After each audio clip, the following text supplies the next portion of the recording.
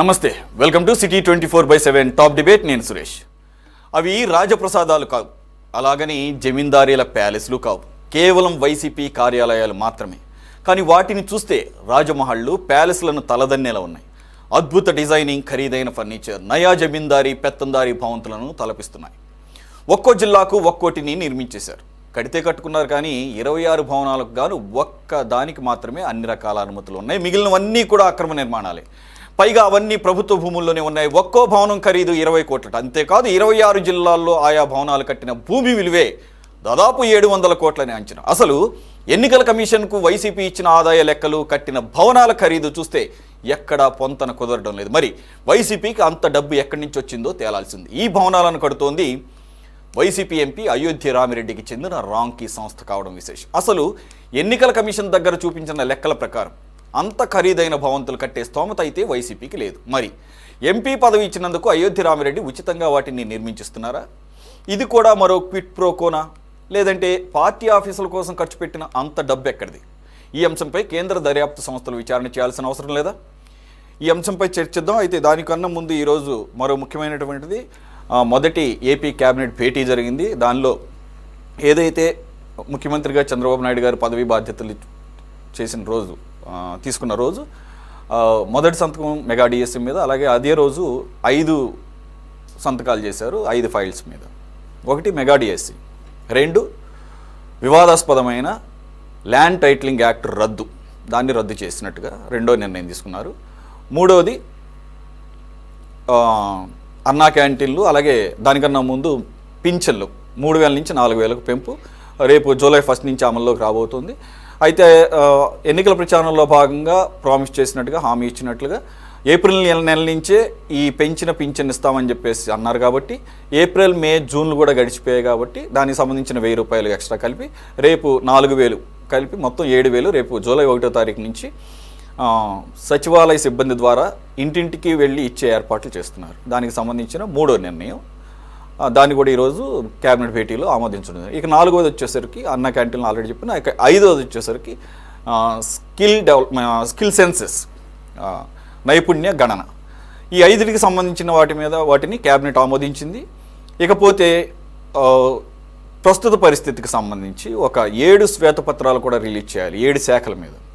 పోలవరం, అమరావతి, ఇకపోతే మద్యం పాలసీల మీద, అలాగే శాంతి భద్రతల మీద, ఆర్థిక పరిస్థితి మీద, ఇలా ఒక 7 అంశాల మీద శ్వేతపత్రాలు రిలీజ్ చేయాలి. ప్రజలకు తెలియాల్సిన అవసరం ఉంది ఎటువంటి స్టేటస్లో ఉన్నాము, ఇక నుంచి ఏం చేయబోతున్నాం అనేది ఒక రోడ్ మ్యాప్ ఇవ్వడం కోసం.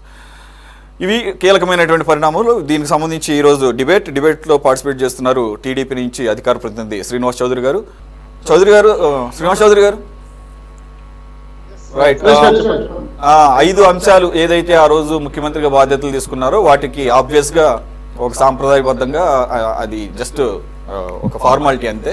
ఈరోజు క్యాబినెట్లో ఆమోదముద్ర పడింది.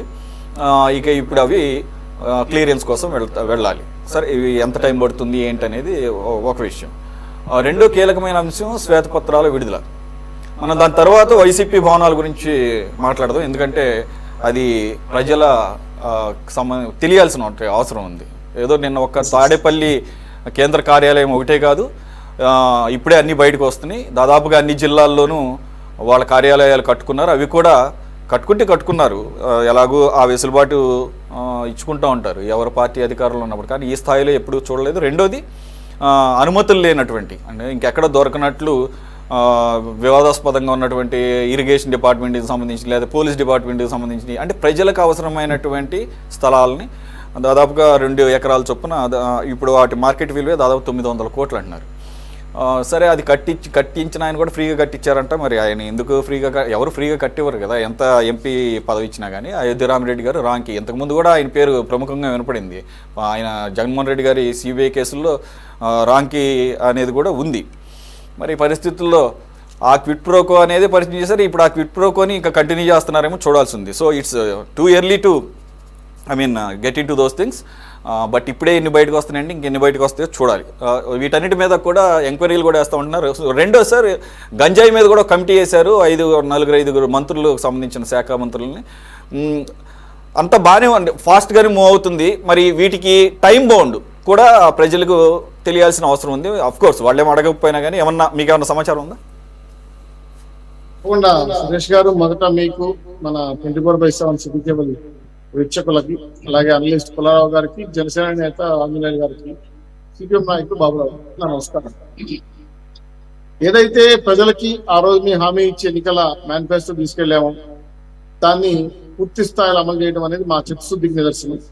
కాబట్టి ఎన్డీఏ కూటమి ఏదైతే చెప్పిందో, మీరు అన్నట్టు మీరు చెప్పిన నిమిషాలను కూడా కేబినెట్ అమలు చేయటం, తొందరలో మళ్ళీ కూడా ఉచిత బస్సు పాసులు ఇవ్వడం, అలాగే ఇంకా చాలా విషయాలు కొన్ని ఉన్నాయి. సూపర్ 6 అంశాలు కూడా తొందరలో వాటి నిర్ణయం తీసుకొని రేపు నెల నుంచి అమలు చేయాలని, ఎన్ని ఇబ్బందులు అయినా సరే ప్రజలకు ఇచ్చిన మాట తప్పకూడదని బాబు గారు చేసిన హామీ, ఎన్డీఏ కూటములు 3 పార్టీలు కలిసి ఇచ్చిన హామీని నిలబెట్టుకుంటాం.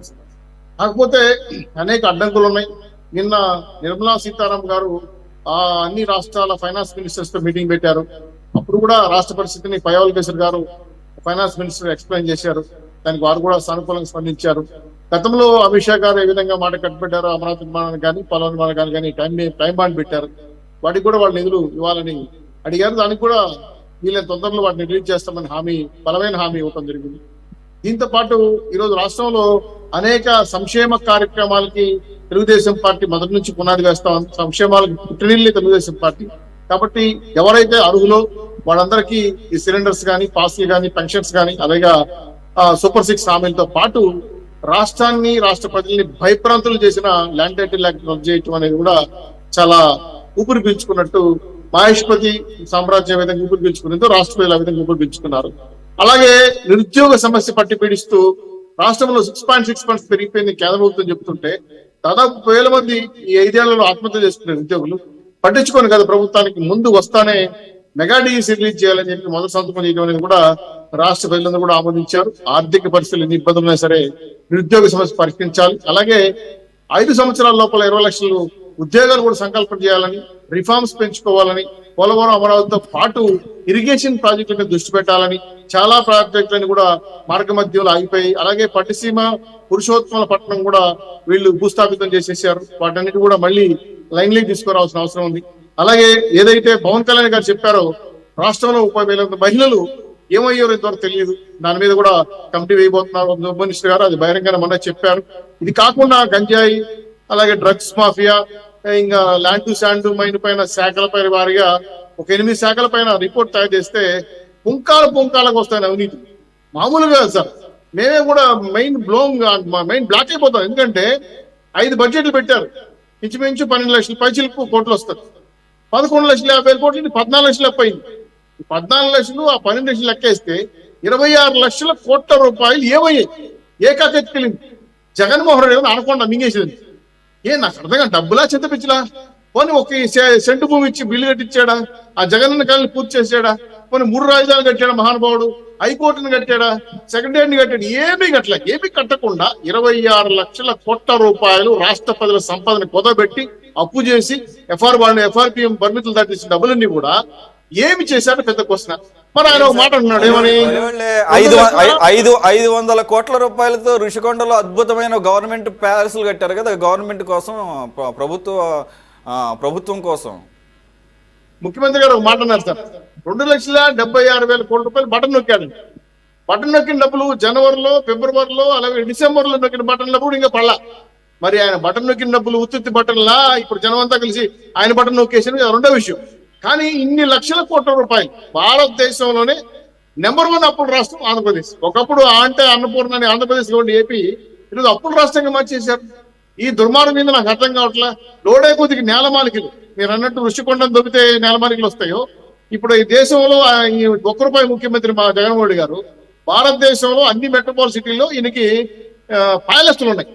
ఈయన ప్యాలెస్ పిచ్ ఉడుకు నాకు అర్థం కావట్లేదు. రాష్ట్రాలు కూడా అమలు చేస్తున్నారు ఈ ప్యాలెస్ పిచ్. సో ఈ ప్యాలెస్ లో మిగిలేదు ఎవరు? ఆయన భార్య. ఈ రకంగా డబ్బులు సంపాదించి ముఖ్యమంత్రి, రాష్ట్రంలో మాజీ ముఖ్యమంత్రి రాజశేఖర రెడ్డి గారిని అప్పుడు అడ్డం పెట్టుకుని ఏ విధంగా సంపాదించారో, ఇప్పుడు ముఖ్యమంత్రి అయితే డబ్బుల్ని దోచేయడం అయితే నాకు అర్థం కాలేదు. ఏదైనా రూపాయి 100 కోట్లు 50 కోట్లు అంటేనే అమ్మ ఆశ్చర్యపోయేవాడు. లక్షల కోట్ల రూపాయలు ఈ రోజు రాష్ట్ర ప్రజల మీద భారం పెడితే దాన్ని డివైడెడ్ బై 5 కోట్ల మంది జనానికి పంచితే దెమ్మ తిరిగి బొమ్మ గడుగు కనబడుతుంది రాష్ట్ర ప్రజలు. సో ఇది ప్రథమ భయభ్రాంతి సృష్టిస్తా ఉంది. వీటన్నిటి కూడా వెంటనే రాష్ట్ర ఆర్థిక పరిస్థితిని ఘాటులో పెట్టడం కోసం రిఫార్మ్స్ ఎత్తుకోవడం కోసం, పెట్టుబడులు తీసుకురావడం కోసం కేబినెట్ గాని, రాష్ట్ర ఎన్డీఏ డబుల్ ఇంజిన్ సర్కార్ గాని పూర్తి స్థాయిలో పనిచేయడం కోసం, ప్రజల హామీ నిలబెట్టడం కోసం ఖచ్చితమైన నిర్ణయాత్మకమైన సూచనలతో మీ అందరి సహకారంతో వెంటనే సబ్జెక్ట్ ని సంక్షేమ కార్యక్రమం అమలు చేయడానికి తీర్మానం చేశాం. ఆ దిశగా మీ అందరి సూచనలు కూడా తీసుకుంటాం. విమర్శలను ప్రత్యేకంగా గుర్తిస్తాం. దీంట్లో తప్పొప్పులు కూడా ఫోర్త్ ఎస్టేట్ గతంలో కొన్ని ఛానల్ పేర్లు చెప్తే బాగుంటుందేమో కానీ నిషేధించారు. జనరల్ గా ఫోర్త్ ఎస్టేట్ అనేది చాలా గౌరవప్రదమైన స్థానం. ఇప్పుడు స్పీకర్ గారు వచ్చి వెంటనే దాన్ని రద్దు చేసి వాళ్ళకు కూడా రిలీఫ్ ఇచ్చారు. సో ఈ పొద్దు 5 ఏళ్లు ప్రెస్ మీట్ పెట్టని ఈ దిక్కుమాలని సైకో ముఖ్యమంత్రి ఈ రోజు మా మంత్రులు గాని, మా ముఖ్యమంత్రి గాని ప్రతినిత్యం మీకు ఏం జరుగుతుంది ప్రతినిత్యం అప్డేట్ మీకు ఇస్తున్నారు, మినిట్ టు మినిట్ వాచ్ చేస్తున్నారు. కాబట్టి మీరు కూడా సొక్కా పట్టుకొని అడిగే హక్కు మీకు ఇస్తున్నాము. 151 ఇచ్చిన గర్వంతో ఊగిపోయిన జగన్మోహన్ రెడ్డి గారి ప్రభుత్వాన్ని లాగి నిమ్మకాయ కొట్టి కింద ప్రజలు కూర్చోబెట్టారు. మేము కూడా ఒళ్ళు మా వరకైతే మేము మా ఛానల్ తరపున అటువంటి ఆంక్షలు ఉన్నా కూడా మేము అదే విధంగా ప్రశ్నించాం. అది మీరు చూశారు కూడా. ఎలక్షన్స్ మొన్ననే అయినాయి, రిజల్ట్స్ మొన్ననే వచ్చినాయి. మేము అంతకుముందు కూడా మేము అదే విధంగా. చివరాం సురేష్ గారు 151 ఎమ్మెల్యేలు చివరి మిగిలిన జగన్మోహన్ రెడ్డి గారు ప్రజలు తప్పు చేసే విధంగా శిక్షించారు. మేము కూడా 164 సీట్లు ఇస్తే ఒళ్ళు దగ్గర పెట్టుకొని సేవ చేయాలి. అజమాయిషిగా అధికారం అనేది ప్రజలు ఇచ్చింది అధికారం అంటారు, అధికారం చేయడానికి కాదు, సేవ చేయడానికి చేస్తున్నాం. ఖచ్చితంగా కమ్యూనిస్ట్ పార్టీలు కానీ, ఇతర రాజకీయ సిపిఎం కానీ, సిపిఐ కానీ, లేదా బీజేపీ కానీ, కాంగ్రెస్ కానీ, మిత్రపక్షాలందరూ కూడా ప్రభుత్వాన్ని ప్రశ్నించే హక్కు పూర్తిగా స్వేచ్ఛగా ఇస్తున్నాము. గతంలో మాట్లాడే 41 నోటీసు రైట్ ఓకే శ్రీనివాస్ గారు we welcome it. మా కమ్యూనిస్ట్ సోదరులు అయితే చెల్ల విజయాడు అంటే స్టేషన్ లో నడిచి చేస్తారు, ఇంట్లో నడిచి చేస్తారు. ఆ పరిస్థితి లేదు. స్వేచ్ఛగా మహేష్పతి ఆంధ్రప్రదేశ్ ఊపిరి పీల్చుకోండి, నిరసన తెలియజేయండి, ప్రభుత్వాన్ని అడగండి, ప్రశ్నించండి. శ్రీనివాస్ గారు సంతోషం, వీఆర్ వెల్కమింగ్ ఇట్. బట్ అది ఇంప్లిమెంటేషన్ లో అదే ఉండాలని కోరుకుంటాము, ఉండాలని ఆశిస్తున్నాం. Right okay. పెంటపాటి పుల్లారావు గారు జాయిన్ అయ్యారు. పుల్లారావు గారు నమస్తే సార్. సార్ ఈరోజు మొదటి కేబినెట్ భేటీ జరిగింది. ఏదైతే చంద్రబాబు నాయుడు గారు మొదటి రోజు 5 అంశాల మీద సంతకాలు పెట్టారో వాటన్నిటికీ కూడా కేబినెట్ అప్రూవల్ ఈరోజు జరిగింది. దాంతోపాటుగా శాఖల వారి ఒక 7 శాఖల మీద వైట్ పేపర్ రిలీజ్ చేస్తాం, శ్వేతపత్రం రిలీజ్ చేస్తామని కూడా చెప్పారు. పోలవరం, అమరావతి, అలాగే ఆర్థిక పరిస్థితి, అలాగే మద్యం విషయం, ఇసుక విషయం, ఇలాగ మొత్తానికి ఒక 7 మీద శ్వేతపత్రం రిలీజ్ చేస్తామంటున్నారు. ఇప్పుడు శ్రీనివాస్ చౌదరి గారు మాట్లాడుతూ ఈ అప్పులు, ఇన్ని లక్షల అప్పులు by 5 crore of AP population అనుకునేసరికి దిమ్మ తిరిగి బొమ్మ కనున్నారు. ఆల్రెడీ ఏమన్నా మరి ఒక బొమ్మ కనపడిందేమో తెలియదు ఆల్రెడీ ఉన్న పరిస్థితిని చూసి. అందువల్లనే అఫ్కోర్స్ శ్వేతపత్రాలు రిలీజ్ చేయడం అనేది ఆహ్వానించదగ్గ విషయం. బట్ పథకాల అమల్లో అయితే కనుక దూకుడుగానే ఉన్నారు. అలాగే సేమ్ టైం అమరావతి విషయంలో కూడా త్వరగా పనులు ప్రారంభిస్తామని చెప్పేసి మనం చూసాం. ఆల్రెడీ క్లీనప్ పనులు, జంగిల్ క్లియరెన్స్ అవన్నీ కూడా జరిగిపోయినాయి. అలాగే గతంలో అమరావతిలో ఏవైతే కేంద్ర సంస్థలు కొన్నిటికి అలాట్ చేశారో వాళ్ళని మళ్ళీ కాంటాక్ట్ చేయటం, వాళ్ళ యొక్క అభిప్రాయాలు తీసుకుంటాం కూడా జరుగుతుంది అనేసి వినపడుతుంది వార్త. మీ అబ్జర్వేషన్ ఏంటి సార్? అలాగే ఈ శ్వేతపత్రాలు ఇవన్నీ కలిపి టైం బౌండ్ అనేది ఏమన్నా ఒక అవకాశం ఉంటుందా? ఈ శ్వేతపత్రాల ద్వారా ఇంత టైంలో వీటిని అమలు చేయగలమనే దానికి ఒక క్లారిటీ వచ్చే అవకాశం ఉందా? ఈ సోషల్ వెల్ఫేర్ బెనిఫిట్స్ చేస్తారు కదా, దానికి ఏం పెద్ద నేనేమి అది ప్రాబ్లం అనుకోవట్లేదు. అది అన్నీ అనౌన్స్ చేసినాయి. ఎందుకంటే ఇది మంచి కాంపిటీషన్ ఉన్న రాష్ట్రం అయిపోయింది బిట్వీన్ ఆపోజిషన్ పార్టీస్ అనుకోండి, ప్రాంతీయ పార్టీస్, ఆ కాంపిటీషన్. అది వెంటనే చేయకపోతే ప్రజలు ఏదో మోసం చేస్తారు అంటారు కదా వెంటనే. అలాగే తెలంగాణలో కూడా కాంగ్రెస్ పార్టీ ఆ ముఖ్యమంత్రి స్వేరైన అవగానే అక్కడే బస్ ఫ్రీ అన్నారు. ఎందుకంటే ఒక 2 రోజులు ఆలస్యం చేసినా మోసం చేశాడు అంటారన్న వస్తుంది. కాబట్టి ప్రజలు కూడా అంత ఇంట్రెస్టెడ్గా వాళ్ళ తినేటానికే అంటున్నాను. పని చేసి తిరిగి చేస్తారంటే నేను ఓపెన్గా చెప్తున్నా. ఈవేళ కర్ణాటకలో జరిగింది, తర్వాత తెలంగాణలో జరిగింది, మన అందరికి తెలుసు, మన 3 మిత్రులకు కూడా తెలుసు. వాళ్ళు పొలిటికల్గా మరి కొంచెం మాట్లాడకూడదు కదా ఇవన్నీ, అది మాట్లాడకూడదు. వాళ్ళు నేనేదో స్వతంత్రంగా మాట్లాడేస్తాం, తప్పో ఒప్పో మర్యాద చెప్తాం కాబట్టి పీపుల్ డోంట్ కేర్.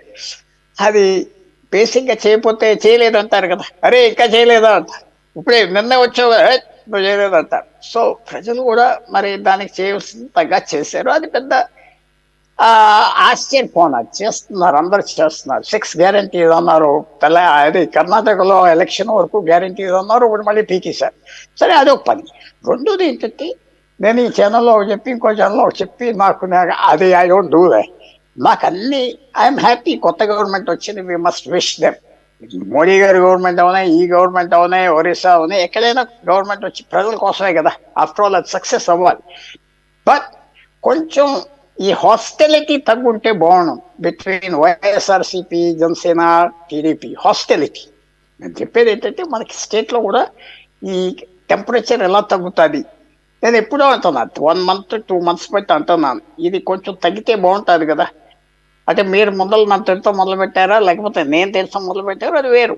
అదొక్కటి నేను ఎదురు చూశాను. దానికి నేను డిసప్పాయింట్ అవ్వాను కొద్దిగా అని చెప్పడానికి నాకేం బాధ లేదు.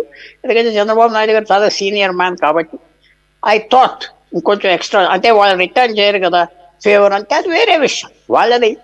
మనం కొంచెం ఆంధ్రప్రదేశ్కి అదొక పెద్ద లోపంగా నాకు కనపడుతుంది. ఎందుకంటే కొంచెం మనం కలిసి కూర్చోలేకపోతున్నాం, బాగా డివిజన్స్ వచ్చేసినాయి. అది కూడా ఏమైనా కొత్త గవర్నమెంట్ చేస్తే, ఎస్ అసెంబ్లీలో చూసా చాలా మర్యాదగా ఆయన మాజీ ముఖ్యమంత్రి రిసీవ్ చేసుకున్నారు, విష్ చేశారు, I so all of that. కానీ నెక్స్ట్ స్టెప్ లాజికల్గా వెళ్ళాలి. నెక్స్ట్ స్టెప్ లాజికల్గా వెళ్ళటం చాలా కష్టం. మీరు డెవలప్మెంట్, గుడ్ పాలిటిక్స్కి ఇది కూడా, ఈ హార్మనీ కూడా ఉండాలి, లేకపోతే జరగదు. అది ఎలా చేస్తారో, అది చేస్తారా చేయరా, ఎందుకు చేయరు, అది మంచి పాలిటిక్స్ అని నేను చెప్పిన. అది మంచి పాలిటిక్స్. అది ఈవేళ నరేంద్ర మోడీ గారికి ఇబ్బంది. పుల్లారావు గారు, ఈ అంశం ఈ హాస్టిలిటీ లేకపోతే ఒక ఫేవరబుల్ సిచ్యుయేషన్ ఉండాలని కోరుకుంటానన్నారు కదా, కరెక్టే. మరి మీరే అన్నారు కదా, మొదటి రోజు ప్రతిపక్ష హోదా లేకపోయినా కానీ ఆయనకి ఇచ్చినట్టు జగన్మోహన్ రెడ్డి గారికి ఇచ్చినటువంటి ఆ హానరు, ఆయనకి ఇచ్చినటువంటి ఒక గౌరవం, మరి రెండవ రోజు ఆయన స్పీకర్ ఎన్నికప్పుడే లేకుండా పోవటం, అలాగే ఆ తర్వాత పులివెందులకు వెళ్ళిపోయి ఈరోజు బెంగళూరు వరకు వెళ్ళిపోవటం, సరే అదొక విషయం. అయితే ఇప్పుడు అక్కడ కూడా ఆయన నిరసనలు ఫేస్ చేస్తున్నారు. పులివెందులు అయిపోయింది, ఈరోజు కాసేపటి క్రితమే న్యూస్ వచ్చింది, ఆయన బెంగళూరు ఆయన ప్యాలెస్కి చేరుకుంటే అక్కడ ఆయన్ని పలకరించడానికి భారీ ఎత్తున వైసీపీ శ్రేణులు వచ్చారు. గేట్ కనీసం వాళ్ళకి అభివాదం కూడా చేయలేదట, ఆకుండా లోపలికి వెళ్ళిపోయారంటే ఇప్పుడు వాళ్ళు నిరసన వ్యక్తం చేస్తున్నారు, డౌన్ డౌన్ అని చెప్పి స్లోగన్స్. కాబట్టి ఇక్కడ నేనేమంటున్నానంటే, ఆ హాస్టిలిటీ అట్మాస్ఫియర్ క్రియేట్ చేసే అవకాశం కూడా ఆయన తీసుకోవాలి కదా. ఆయనకి ఇచ్చినప్పుడు ఒకటి, ఇప్పుడు శ్రీనివాస్ చౌదరి గారు చెప్తా ఉంటారు కానీ ఆయన ఓడిపోయాడు అనుకోని ఎమ్మెల్యేకి అంత నవ్వుతా వస్తాడా మన ముందలకి? ఆయన రాడు కదా. ఎవరికైనా మరి బిట్టర్నెస్ ఉంటుంది. అంటే అది అనుకున్నావా, నేనేదో అమాయకతనంగా చెప్పట్లేదు, నేనేదో మనకి ఇలా ఉంటే బాగుంటుంది, తిట్టుకోకుండా కొట్టుకోకుండా, నేను అమాయకుడిని కాదు, నేను అనుకుంటున్నా. అది కూడా పుల్లారావు గారు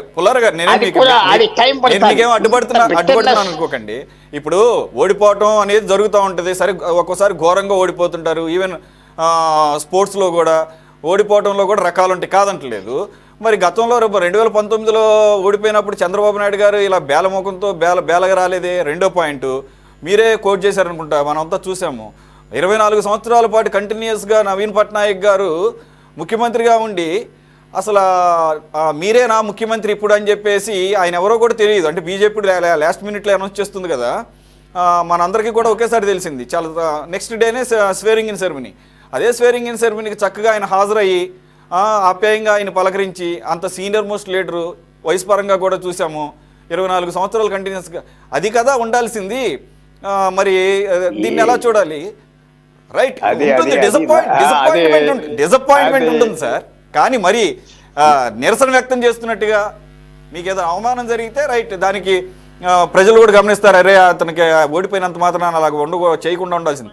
అసలు అసెంబ్లీ స్టార్టే కాలేదు, ఓన్లీ స్వేరింగ్ ఇన్ మాత్రమే, ప్రమాణ స్వీకారం ఓన్లీ 2 days సెషను, సెకండ్ డేనే డుమ్మా కొట్ట. అది పక్కన పెడితే వచ్చిన రోజు కూడా నీ 10 మంది ఎమ్మెల్యేలు ఇంకా అక్కడ ప్రమాణ స్వీకారం ఇంకా చేయలేదు.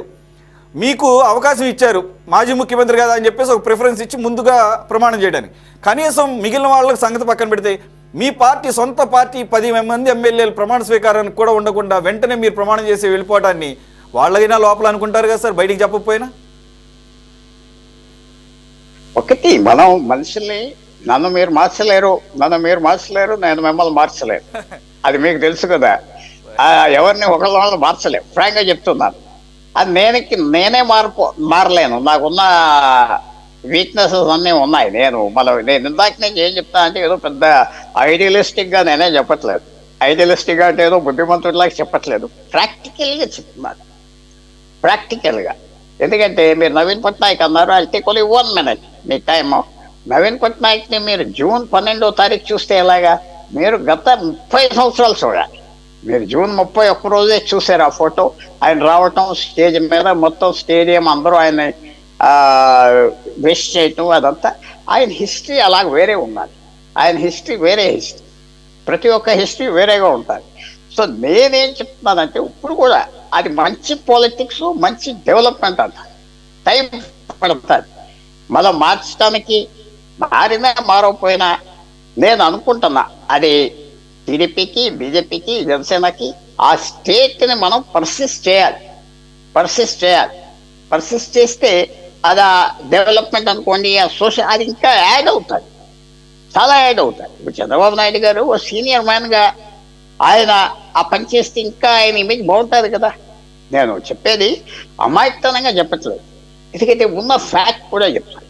2014 నుంచి మన రాష్ట్రంలో, భారతదేశంలో 29 అనుకుంటున్నా, ఇంత డివిజన్ ఉన్నది ఎక్కడా లేదు.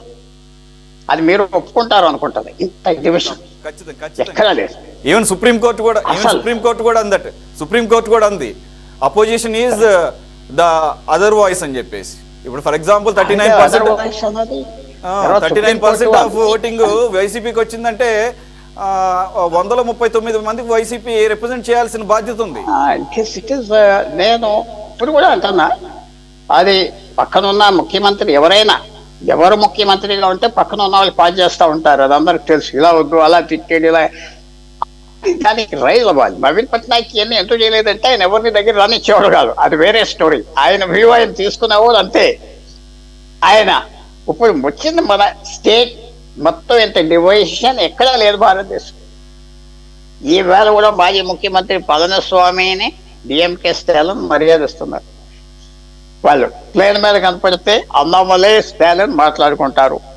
కర్ణాటక సంగతి చెప్పక్కర్లేదు మీకు, కేరళ సంగతి చెప్పక్కర్లేదు. ఇది కొంచెం కావాలి, ఇలాంటి వాళ్ళు ఈ స్పోక్స్ పర్సన్స్ అందరూ తప్పకుండా ఇది మాత్రం కొద్దిగా మనకి లైన్లో తీసుకురావాలి.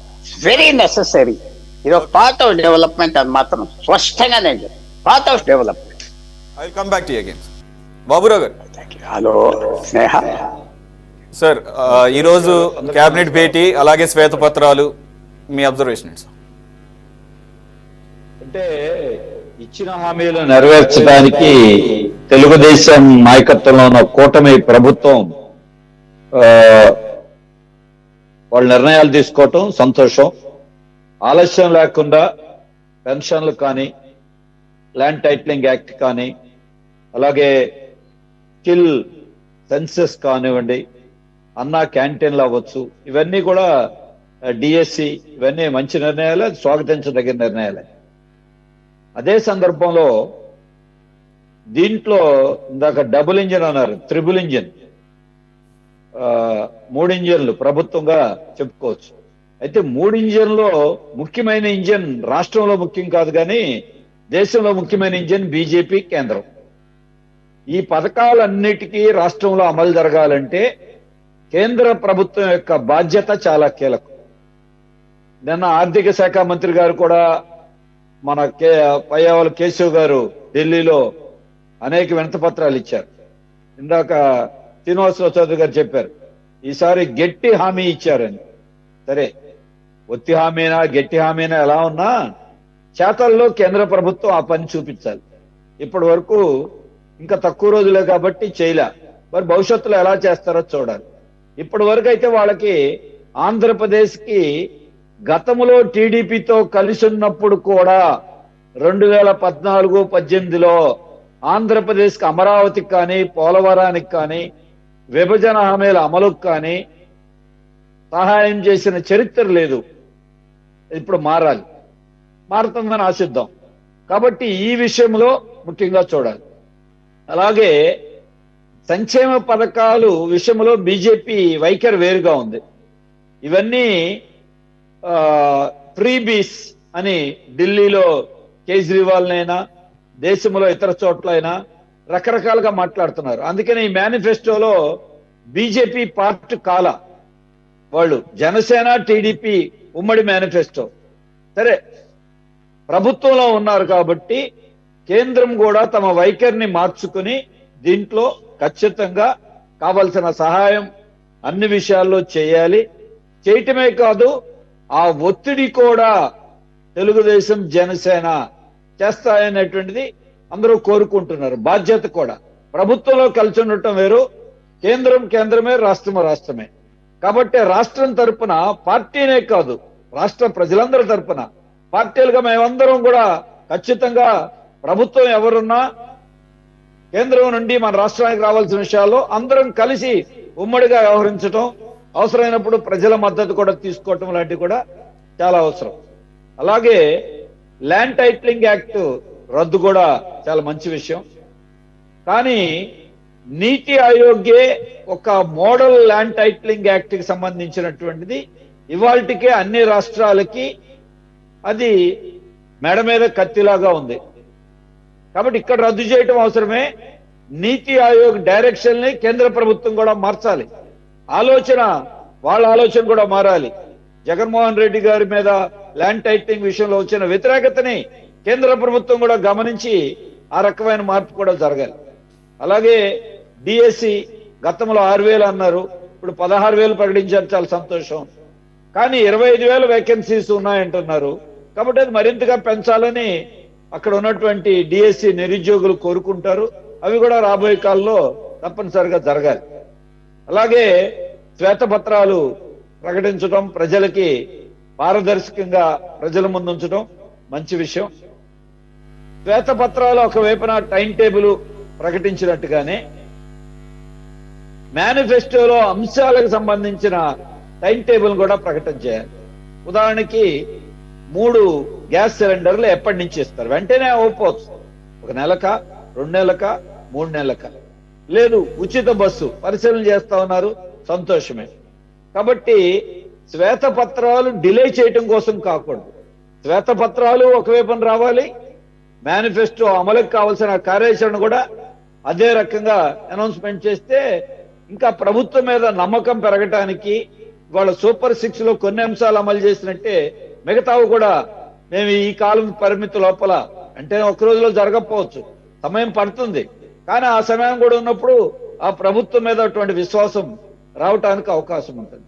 అలాగే ఈరోజు మన రాష్ట్రంలో మంత్రివర్గంతో పాటుగా ఇవాళే పార్లమెంటు సమావేశాలు కూడా జరిగినాయి. పార్లమెంటు సమావేశాల్లో మోడీ గారు చాలా ప్రతిపక్షాలకు కూడా సూచనలు సలహాలు చెప్పారు. కానీ సూచనలు సలహాలు పాటించాల్సిందే. కానీ ఇవాళ జరగాల్సిందేంటి? కేంద్ర ప్రభుత్వం ఇవాల్టి వరకు అవలంబించిన వైఖరి మారాలి. ఒకటి, వాళ్ళకి మెజారిటీ లేదు. 2, ప్రజల మ్యాండేట్ లో ఉన్నదేమిటంటే మీరు అన్ని విషయాల్లో మీ వైఖరి సక్రమంగా లేదు అనే ఉద్దేశంతో 400 సీట్లు అడిగితే 240తోనే సరిపెట్టారు.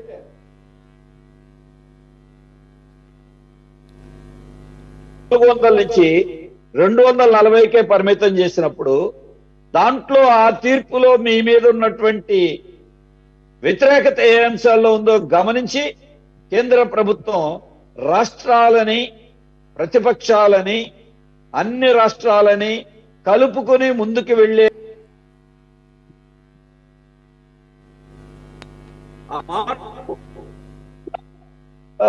కోరుతారు. కానీ అది వాళ్ళ పార్లమెంట్ లో ప్రైమ్ మినిస్టర్ గారు మోడీ గారి స్పీచ్ లోను వాటిలో బాబురావు గారు మీరు అన్నది కరెక్టే. మీరు అన్నదాని ప్రకారం అది మన మంచిగా అనుకుందాం, మన మంచిగా అంటే రాష్ట్రాల మంచిగా అనుకుందాం. కాస్త దాన్ని ఏమంటారు, ఆ మెజారిటీ అలాగే ప్రజలు ఇచ్చినటువంటి మ్యాండేట్లో ఉన్న మెసేజ్ని దృష్టిలో పెట్టుకొని 2029కి ఇంతకన్నా డిటీరియేట్ అవ్వకుండా, ఇంతకన్నా కూడా దిగజారకుండా వాళ్ళు ఉండాలని ఖచ్చితంగా ప్రయత్నం చేస్తారు. కాబట్టి ఇది ఒక వార్నింగ్ బెల్స్ లాగా బీజేపీ ఎన్డీఏ తీసుకుంటుందని భావిద్దాం. దానిలో భాగంగా ఏపీకి ఒక మంచి పరిణామంగా కూడా మనం తీసుకోవచ్చు సిచ్యుయేషనల్గా, ఎన్డీఏ గవర్నమెంట్ ఇక్కడ ఉన్నా. కానీ ఏమంటారు జనసేన నుంచి ఆంజనేయులు గారు, మీరు కూడా కూటమిలో ఉన్నారు, అందులో ఈ కూటమి కట్టడానికి ముఖ్య భూమిక పోషించినటువంటి పవన్ కళ్యాణ్ గారు. కాబట్టి అంటారు కదా, యాక్చువల్గా యాక్సెస్ మీకే ఎక్కువ ఉంది మోదీ గారి దగ్గర అని చెప్పారు కదా. సరే ఇప్పుడంటే ఎన్డీఏలోకి టీడీపీ జనసేన ఉన్న దానిలోకి బీజేపీ ఆచితూచి ఆలోచించి ఎప్పుడుకో వచ్చారు. అయిష్టంతో వచ్చారా లేకపోతే సంశయంతో వచ్చారు కానీ మొత్తానికి అయితే వారికి మంచి జరిగింది. ఈవెన్ కేంద్రంలో గవర్నమెంట్ కూడా ఫామ్ చేయడానికి ఏపీ స్టేట్ ఇతోధికంగా సహాయపడింది. 16 టీడీపీ 2 జనసేన ద్వారా 18. సరే వాళ్ళకు 3, ఆ 3 కూడా గెలవడానికి గల కారణం కూడా మనకు అందరికీ తెలిసిందే. టీడీపీ జనసేన ఇది లేకపోతే బీజేపీకి సొంతంగా వచ్చే అవకాశమే లేదు. 21 స్థానాలు ఏపీలో కీలకమైనటువంటి భూమిక ప్రస్తుతం సెంటర్లో ఉన్న ఎన్డీఏ గవర్నమెంట్లో ప్లే చేస్తుంది. ఈ సిచ్యుయేషన్కి జనసేన తరఫున ఏ రకమైనటువంటి అడ్వాంటేజ్ తీసుకోబోతున్నారు? ఈ హామీలే కానీ లేదంటే రేపు చేయాల్సినటువంటి హామీలే కానీ. ముందుగా సిటీ ఛానల్ 24/7 వీక్షకులకి, అలాగే మీకు, అలాగే ప్యానల్లో ఉన్నటువంటి పెద్దలు పుల్లారావు గారికి, అలాగే మన బాబురావు గారికి, శ్రీనివాస్ చౌదరి గారికి అందరికీ నమస్కారాలు తెలియజేస్తూ, ఈరోజు మీరు చెప్పినట్టే కీలక భూమిక కూటమిలో ఆయన పోషించటం బీజేపీకి ఎంత లాభం జరిగిందో ప్రజలకు కూడా అంతే లాభం జరిగే విధంగా భవిష్యత్తులో ఉంటుందనేటువంటి ఆలోచన మనందరికీ ఉంది, జరుగుతుంది. అలాగే ఇందాకడ పెద్దలు పుల్లారావు గారు చెప్పినట్టు ఏ రోజైతే 11 సీట్లకే పరిమితమైనటువంటి వైసీపీ 39% మంది వాళ్ళ వైపు ఉండారన్నారు. 39% కాదండి, 61% ప్రజలు ఎవరైతే ఓటే అంటే మామూలు ఇందాకడ మీరు చెప్పారు ఏదంటే 31% అనేటువంటి మాట మీరు చెప్పారు. 61% ప్రజల యొక్క ఏదైతే ఆకాంక్షించి ఓట్లేశారో వాళ్ళ యొక్క ఆకాంక్షను కూడా కాపాడాల్సిన బాధ్యత జగన్మోహన్ రెడ్డి గారిపైనే ఉంది. ఎందుకంటే ప్రధాన ప్రతిపక్షం నైతికంగా లేకపోయినా కానీ 11 సీట్లు ఇచ్చిన తర్వాత ఈయన దాని యొక్క ప్రోటోకాల్ పాటించాల్సిన అవసరం, స్పీకర్ ఎన్నిక సమయం అనండి, అలాగే మన యొక్క సాంప్రదాయాలను ఏదైతే గతంలో జరిగిన తప్పుల్ని చేయకూడదనేటువంటి భావనలో ఇప్పుడు కూటమి ఎంత బలంగా అయితే ఉందో జగన్మోహన్ రెడ్డి గారు కూడా ఎంతో కొంత మార్పు తీసుకుని మంచి వాతావరణాన్ని భవిష్యత్తుకి ఇవ్వాలనేటువంటి ఆలోచన వైసీపీకి ఉండాలి. అలాగే 164 సీట్లు ఇచ్చినటువంటి కూటమికి కూడా ఎంతో బలమైనటువంటి బాధ్యత ఉంది ఈరోజు. ఎందుకనంటే మెజార్టీ ఇచ్చారనగానే సంబరం కాదు. ప్రజలు ఒక రకంగా చెప్పాలంటే మెజార్టీతో పాటు అంతకన్నా ఎక్కువ గుదిబండనే ఈ కూటమి పైన పెట్టారు. అప్పులు, అలాగే సమస్యలు, శాంతి భద్రతలు, అలాగే పెండింగ్లో ఉన్నటువంటి పనులు, రోజుకి వాళ్ళు 24 అవర్స్లో గతంలో 18 గంటలు 16 గంటలు పనిచేయడం కాదు, 24 అవర్స్ కూడా రాష్ట్రం గురించి ఆలోచించకపోతే గాడిలో పడలేనటువంటి పరిస్థితుల్లో ఈ రోజున రాష్ట్రం ఉంది. ప్రజలు చాలా తెలివితేటలుగా ఓ రకంగా చెప్పాలంటే వీళ్ళ మీద పెద్ద గుదిబండనే పెట్టినట్టుగా ఈ రోజున పరిస్థితి ఉంది. కాబట్టి వాళ్ళు డే టు డే ప్రతి డే కూడా ఇంపార్టెన్సీ తీసుకుని డే టు డే వర్క్ చేయాల్సిన అవసరం ఉంది. అందులో భాగంగా ఈ రోజున పెట్టినటువంటి 5 తీర్మానాల్లో 5 సంతకాల్లో కూడా 5 కూడా ముఖ్యమైనవి. ఎందుకంటే డిఎస్సి అనేటువంటి యువత ఎంతో ఆశగా ఎదురు చూస్తూ కొన్ని లక్షల మంది, అక్కడ ఉన్నది 1000 పోస్టులు అయితే కొన్ని లక్షల మంది కోచింగులు తీసుకుంటూ ఎంతో ఇబ్బంది పడుతూ తల్లిదండ్రులు డబ్బులు పంపించలేక కోచింగ్ సెంటర్లో మగ్గుతూ అసలు డిఎస్సి పడుద్దా లేదా, రాస్తే పాస్ అవుతావా లేదా, తర్వాత అసలు పడుద్దా లేదనేటువంటి ఆలోచనతోనే గందరగోళమైన పరిస్థితిలో ఒకవైపు తల్లిదండ్రుల మానసిక స్థితి, అలాగే విద్యార్థుల మానసిక స్థితి ఉన్నటువంటి పరిస్థితుల్లో ఈ రోజున మెగా డిఎస్సి వేయడం మాత్రం నిజంగా మనందరం కూడా అభినందించాల్సిన విషయం. అలాగే ల్యాండ్ టైటిలింగ్ యాక్ట్లో గజిబిజి ఉన్నది. ఆ గజిబిజిని క్లియర్ చేయకోకుండా ఒక రకమైనటువంటి ఆందోళనలో రైతులు, అలాగే ఎవరైతే భూములు ఉన్నటువంటి వ్యక్తులు ఉన్నారో వాళ్ళందరికీ కూడా ఒక రకమైనటువంటి క్లారిటీ అయింది ఇప్పుడు ఇది. అలాగే పెన్షన్ విషయంలో వీళ్ళు చెప్పారు అది 4000 కాడి చేయాలి. అలాగే గతంలో జరిగినటువంటి అన్న క్యాంటీన్ను మూసేయడం నిజంగా విజయవాడ టౌన్ లాంటి చోట బాబురావు గారు లాంటి వాళ్ళు తెలుసు, ఒకరోజు పని ఉంటే 2 రోజులు పనిలో ఉన్నటువంటి పరిస్థితుల్లో ఏదన్నా గబాలను వెళ్ళి తినే పరిస్థితిగా అన్నా క్యాంటీన్ అనేటువంటిది ఎంతో కొంత ఉపయోగపడినటువంటి పరిస్థితుల్లో దాన్ని సడన్గా మూసేయటం, రాగానే మూసేయడం, అది ప్రజలకు ఉపయోగపడుతుందా లేదా అని చూడుకోకుండా వాళ్ళు పెట్టారు కాబట్టి నేను తీసేయాలనే టైపులో తీసేయటం అదొకటి బాధగా. అలాగే నైపుణ్య గణన అనేటువంటిది మాత్రం ఇదొక కొత్త ప్రయోగం అని మాత్రం చెప్పొచ్చు. ఎందుకంటే ఇప్పుడు దాకా మనకి కుల గణనలు జరిగినాయి, ఏ కులాలు ఎంత ఉన్నాయో కులగణాలు జరిగినాయి, లేకపోతే వేరే రకమైనటువంటి గణాంకాలు జరిగినాయి. కానీ యువతలో ఉన్నటువంటి నైపుణ్యాలని గణాంకం చేసి వారి యొక్క పరిస్థితులను బట్టి వాళ్ళని తీర్చిదిద్దే విధంగా ఉండాలి తప్పితే డిగ్రీ చదివిన వాళ్ళందరూ కూడా కలెక్టర్లు అవ్వాలో, లేకపోతే మామూలుగా ఎంటెక్లు చదివిన వాళ్ళంతా కూడా ఎస్సీలు జేఈలు అవ్వాలో, లేకపోతే అలా కాకోకుండా ఎవరి యొక్క నైపుణ్యం ఏ స్థాయిలో ఉంటే ఆ స్థాయిలో ఉన్నటువంటి వాళ్ళందరికీ కూడా మనం వాళ్ళ యొక్క నైపుణ్యాన్ని బట్టి చేతి పని ద్వారా, అలాగే కొత్తగా వచ్చేటువంటి టెక్నాలజీని పెంచుకునే విధంగా నైపుణ్య గణన అనేటువంటి జరగాలనుకుంటాం కూడా ఇదొక మంచి తీర్మానం. ఈ విధంగా అన్ని వర్గాల ప్రజలకు ఒకవైపు జరుగుతుంటే ఒకవైపు గంజాయి మీద జరగటం, ఇవన్నీ కూడా ఏంటంటే ప్రభుత్వం తీసుకునేటువంటి చర్యలు మాత్రం చాలా ఫాస్ట్గా ఉన్నాయి, చాలా బాగున్నాయి. ఇదంతా కూడా వాళ్ళ యొక్క బాధ్యత. ఇవన్నీ కామన్గా వాళ్ళున్న పరిస్థితిలో చేయాల్సిందే. దాని గురించి మనం చెప్పుకోవాల్సిన పరిస్థితి. అంటే ఒక రకంగా మనం వాళ్ళని అభినందించాలి. ఇదే కంటిన్యూ చేస్తే చాలా మంచిది. గత ప్రభుత్వం చేసినటువంటి తప్పుల్ని చేయకోకుండా ఉంటూ, గత ప్రభుత్వం చేసినటువంటి వాటిని వీళ్ళు ఎక్కడా కూడా చూపించకుండా కొత్త మార్కు చూపించగలిగినప్పుడే వీళ్ళకి ఇచ్చినటువంటి 164 సీట్లకి న్యాయం జరుగుద్ది, ప్రజలు కూడా విశ్వసిస్తారు. గతంలో లగ్గాది ఈరోజు సోషల్ మీడియా ఉంది. ప్రతి క్షణం కూడా వీళ్ళు చేసేటువంటి కార్యక్రమాలు ప్రతి క్షణం కూడా వాట్సాప్లు ఫేస్బుక్లోకి వెళ్ళడం, ప్రజలు ప్రతి ఒక్కదాన్ని కూడా అబ్జర్వ్ చేస్తారు. కాబట్టి ప్రజల యొక్క అబ్జర్వేషన్ బట్టి, ప్రజల యొక్క ఆలోచన విధానం బట్టి వీళ్ళు పరిగేయాల్సిందే తప్పితే గత ప్రభుత్వం గురించి మాట్లాడుకుంటూ గత ప్రభుత్వ విధానాలని ఎండగట్టుకుంటూ అంటం కన్నా కూడా మార్పును తీసుకొచ్చి భవిష్యత్ తరాల్లో మంచి పరిపాలన అందిస్తే మాత్రం అది నిజంగా అది మన యొక్క ఆంధ్ర రాష్ట్ర ప్రజలకి మంచి మేలు జరుగుద్దని అందిస్తారని చెప్పి, అందించడానికి వీలుగానే వీళ్ళకి మెజార్టీ ఎక్కువ ఇచ్చారు. అలాగే కేంద్రంలో కూడా మన అవసరం ఉంది, పవన్ కళ్యాణ్ గారు ఏదైతే చేశారో దానికి ఒక సాఫల్యం జరిగేటువంటి విధంగా ఉంది. కాబట్టి ఇవన్నీ కూడా మన రాష్ట్రానికి మంచి సూచనలు అనేటువంటిది ఒకవైపు ఉంటే, రెండో విషయంలో ఏంటంటే జగన్మోహన్ రెడ్డి గారు 11 సీట్లకే ఈ రోజున ఆయన అసెంబ్లీలో కనీసం వాళ్ళ సభ్యులు ప్రమాణ స్వీకారానికే లేని పరిస్థితులు ఉంటే, గతంలో 23 సీట్లు వచ్చినటువంటి చంద్రబాబు నాయుడు గారు అవమానాలు పడి కూడా అసెంబ్లీలో ఉన్నారు. ఒక్క సీటు గెలవనటువంటి పవన్ కళ్యాణ్ గారు కూడా పారిపోకోకుండా మరుసటి రోజునే ప్రెస్ మీట్ పెట్టి ఆ రోజున పుల్లారావు గారు లాంటి కూడా చాలామంది చాలా ఇదిగా అసలు అభినందించారు. ఏంటి ఇతని యొక్క ధైర్యం ఏంటి, ఇతను 2 చోట్ల ఓడిపోయి మొత్తం సీట్లు ఎక్కడ రాపోయినా ఒక్క సీటు వచ్చినా కూడా, ఒక్క సీటు గజిబిజిలో వెళ్ళిపోయినా కూడా ఇతనంత బలంగా నిలబడ్డాడు అనేటువంటి మాట ఇలాంటి పెద్దల నుంచి కూడా రావడం నిజంగా అదే ఈ రోజున పవన్ కళ్యాణ్ గారు నిలబడటానికి కారణం. అంటే నీకున్నటువంటి వ్యతిరేక పరిస్థితుల్లో, అనుకూల పరిస్థితుల్లో నాయకత్వం చేయటం వేరు, వ్యతిరేక పరిస్థితుల్లో కూడా బలంగా ప్రజల వైపు నిలబడి ప్రజల వైపు పోరాటం చేసి ప్రజలకు వీళ్ళు ఇచ్చినటువంటి హామీల గురించి బలంగా పోరాడితే భవిష్యత్తులో కూడా జగన్మోహన్ రెడ్డి గారు కూడా ప్రజలు విశ్వసిస్తారు, నమ్ముతారని చెప్పి మేము తెలియజేస్తాం.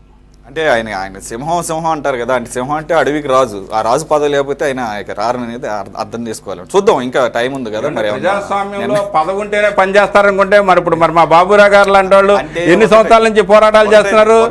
ఆయనకి లేకపోవచ్చాం కానీ నేను అనేది ఏంటంటే పక్క నుంచి సింహం అంటే ఆయన నిజంగానే ప్రజాస్వామ్యంలో ప్రజాప్రతినిధిగా ఎన్నికైన వాళ్ళకి ఎంత బాధ్యత ఉంటుందో మిగతా పార్టీలు కూడా అంతే బాధ్యత. నేను లైటర్ వీల్ అంటున్నాను, విమర్శించడం అని కాదు. ఇప్పుడు అడవికి రాజు కదా, మృగరాజు సింహం అంటే ఇవి అంటే ఆ పదవి పోయింది కాబట్టి రాజుగానే మళ్ళీ చూడాలని, అది మారాలంటున్నాం సార్ మేము.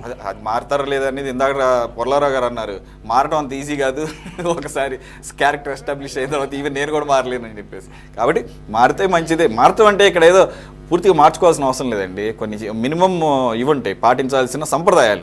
ఇప్పుడు ఆ రోజు ఓత్ ఉంటుంది కదా, ఆ స్వేరింగ్లో ఏమని చదివారు, సభా సాంప్రదాయాలు కట్టుబాట్లు ఉన్నాయి కదా, మీరు చదివిందే కదా. మీరు చదివింది the very next minute violate చేస్తే ఇంకా చదివిన దానికి ఆ ఓత్ తీసుకున్న దానికి ఇంకా విలువే ఉంది, ప్రామాణికత. చూద్దాం, అది నేను ఏమైనా ఇంట్రస్పెక్ట్ చేసుకుంటారేమో చూద్దాం. సింహచౌదరి గారు, సెకండ్ వచ్చేసరికి ఈరోజు తాడేపల్లిలో కేంద్ర కార్యాలయం అనుమతులు లేవు అని చెప్పేసి, అలాగే కోర్టు కూడా బై రూల్ వెళ్ళాలి అని చెప్పేసి అన్నారు. బై రూల్ అయితే కనుక సిఆర్డీఏ ఆల్రెడీ 2 నోటీసులు ఇష్యూ చేసింది. దాని నుంచి ఎటువంటి సమాధానం రాకపోగా దానికి ఇరిగేషన్ డిపార్ట్మెంట్ పర్మిషన్ లేదు, బిల్డింగ్ పర్మిషన్ లేదు.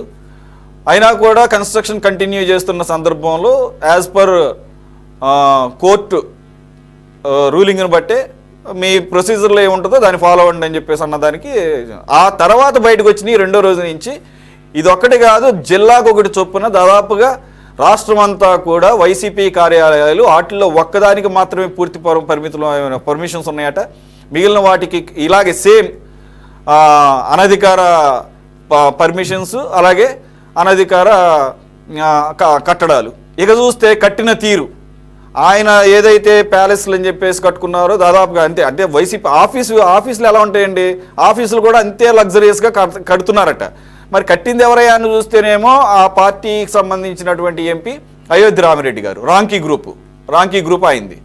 రాంకీ గ్రూప్ వాళ్ళు మరి ఎంత కడుతున్నామని ఒప్పందాలు లేవట, కాంట్రాక్టులు లేవట, ఏమి పేపర్ వర్క్ లేదు. అలాగేమన్నా వారేమన్నా చూపించారా ఇన్కమ్ ట్యాక్స్ రిటర్న్స్లు అంటే అవి కూడా లేవట.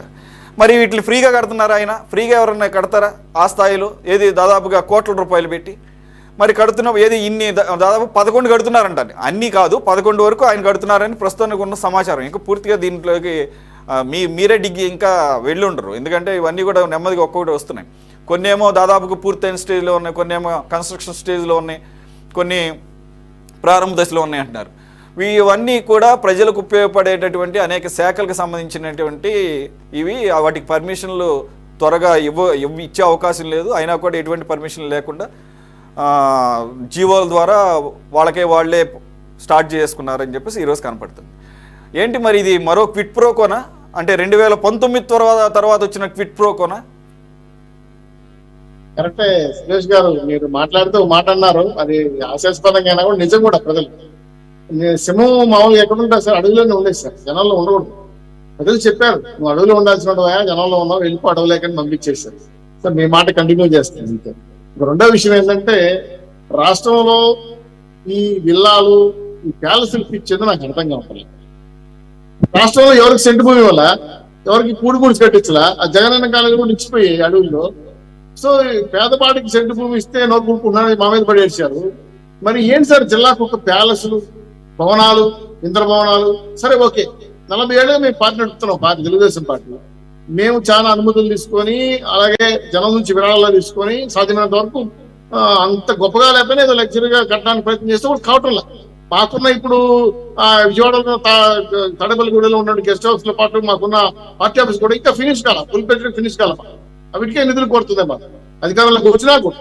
కానీ చూస్తే ఒక్కొక్క ప్యాలెస్ ఒక్కొక్క జిల్లాలో, శ్రీకాకుళం జిల్లాలో 1 ఎకరా 50 సెంట్లు అంట, 2 కోట్లు అంట, అనుమతులు లేవంట, తుదిదశలో ఉందంట. అది జాతీయ రహదారి పక్కన ఆ సర్వీస్ రోడ్ ల్యాండ్. ఇట్లా ప్రతి విజయనగరం 1 ఎకరా 3,50,00,000 దాని విలువ, అనుమతులు లేవు. నిర్మాణం 85% పూర్తయింది. విజయనగరం మహారాజుల భూమి వంటిది, రాజుల గారి భూమి ఆక్రమించేశారు. పార్వతీపురం 1 ఎకరా 18 సెంట్లు, దీని విలువ 2 కోట్లు, అనుమతులు లేవు, చివరి దశలో ఉంది. ఇది గతంలో రైతు శిక్షణా కేంద్రాన్ని శంకుస్థాపన చేసేస్తాం. విశాఖపట్నం 2 ఎకరాలు 100 కోట్లు సార్ దీని విలువ, అనుమతులు ఏమాత్రం లేవు. నిర్మాణం ఆల్మోస్ట్ పూర్తయినాయి, ప్రారంభోత్సవం రెడీగా ఉంది. ఇది రెవెన్యూ ఉద్యోగులు కేటాయించిన భూమి అంట. అలాగే అనకాపల్లి 1 ఎకరా 70 సెంట్లు, 15 కోట్లు దాని విలువ, అనుమతులు లేవు, నిర్మాణం పూర్తి అయిపోయింది. కావు భవనానికి 50 లక్షల రూపాయలు ఇచ్చి కట్టుకోమని కూడా ఇచ్చారంట, దాన్ని ఆక్రమించుకునేసారు. ఇలా కాకినాడ, ఇలా అల్లూరు సీతారామరాజు 2 ఎకరాలు, దాని విలువ 5 కోట్లు. ఇది కోర్టులో ఉంది, ఎందుకంటే అది సాగు గిరిజనుల భూమి అంటారు. గిరిజనులు కూడా వాళ్ళ ఎలా చేసుకున్నారు. ఇట్లా 23 జిల్లాల్లో నాకున్న సమాచారం ప్రకారం ప్రకాశం జిల్లాలో ఒక్కదానికి మాత్రం అనుమతులు ఉంది. అది కూడా జనవనరుల శాఖ జాతీయ రహదారి భూమి అంటారు.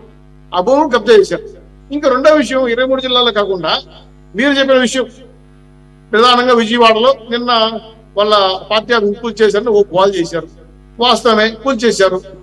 జీవో నెంబర్ 115 ప్రకారం సిఆర్టీ చట్టంలో వాళ్ళ ప్లాన్ లోపల ఎవరైనా అక్రమంగా ఎవరైనా చేస్తే కూల్ చేయించేవాళ్ళు. అనుమతులు కోర్టు ఇచ్చిన వాళ్ళకి రైట్స్ ఉంది. జీవో నెంబర్ 114 ప్రకారం వాళ్ళకి నోటీసులు ఇచ్చారు, నోటీసులు రెస్పాండ్ కాకపోతే యాక్షన్ తీసుకున్నారు.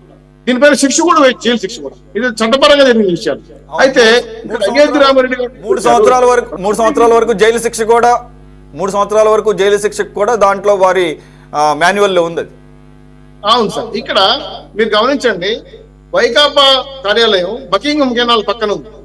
దాంట్లో 19 ఎకరాలు సీటాక్షన్ రోడ్డుకి సప్లై సంబంధించి సైడ్ వస్తుంది. ఆ 19 ఎకరాల్లో 9 ఎకరాలు కాలువ బారు, 5 ఎకరాలు వచ్చి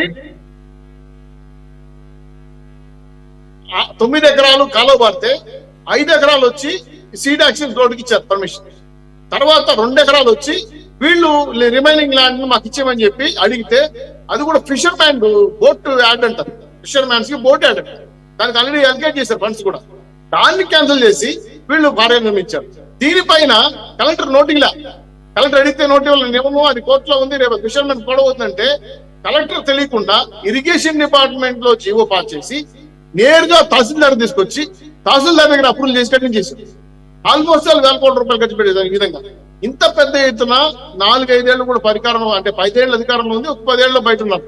ఇన్ని వేల కోట్ల రూపాయలతో మీరు అన్నట్టు 9,000 కోట్ల రూపాయలు 800 కోట్ల రూపాయలు మిగిలిన భూములు ఆక్రమించేసి మీరు 600-700 కోట్ల రూపాయలు ఖర్చు పెట్టి పార్టీ కడితే అది మీ సంపద, అది మీ పార్టీ సంపద, అది ప్రజలకు ఏమైనా ఉపయోగం దాని మీద ఏమి లేదు కదా. కాబట్టి మేము కొట్టేస్తామంటే కూడా మేము మాట్లాడము. సరే కొట్టబాకండి, గతంలో కూడా ప్రజాప్రసారాన్ని కొట్టి నష్టపోయాం. 26 జిల్లాలు మేము ఎడగొట్లా, మీరే ఎడగొట్టేశారు బ్రహ్మాండంగా. ఆ జిల్లా ఈ జిల్లా పని మా జిల్లా పేర్లను పెట్టి ఇష్టం లేకపోయినా జనాలకి. కలెక్టర్ ఆఫీసులు ఎక్కడ లేవు కదా, అద్దెలు కట్టుకున్నారు కదా.